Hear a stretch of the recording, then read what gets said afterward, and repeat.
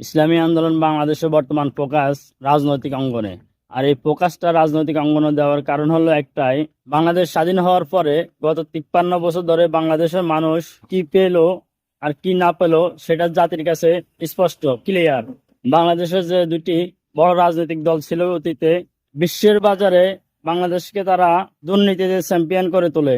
আবার কেউ গণহত্যার মাধ্যমে, বাংলাদেশের আলেম সমাজকে নির্যাতনের মাধ্যমে, সাধারণ মানুষদেরকে নির্যাতনের মাধ্যমে ফ্যাসিবাদী হয়ে ওঠে। সে ফ্যাসিবাদী দল এবং কি সন্ত্রাসী দলকে নির্মূল করে বাংলাদেশকে সুন্দর একটি দেশ হিসেবে পরিণত করার জন্য ইসলামী আন্দোলন বাংলাদেশের বর্তমান ফোকাস রাজনৈতিক অঙ্গনে সবচেয়ে বেশি।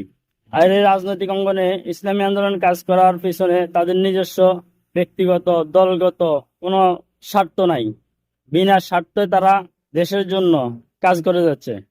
একমাত্র উদ্দেশ্য বাংলাদেশের নিরীহ মানুষ বা যারা মধ্যবিত্তের মানুষ আছে তাদের উপরে, বা বাংলাদেশে যারা হক্কানি আলেম আছে তাদের উপরে যে নির্যাতন করা হয়, সেই নির্যাতন যেহেতু আর ভবিষ্যতে না ঘটে এবং বাংলাদেশটা বিশ্বের মাঝে সুন্দর একটি দেশ হিসাবে যেহেতু গড়ে উঠতে পারে, সেই হিসাবে ইসলামী আন্দোলন বাংলাদেশ কাজ করে যাচ্ছে দিন এবং দুনিয়ার জন্য।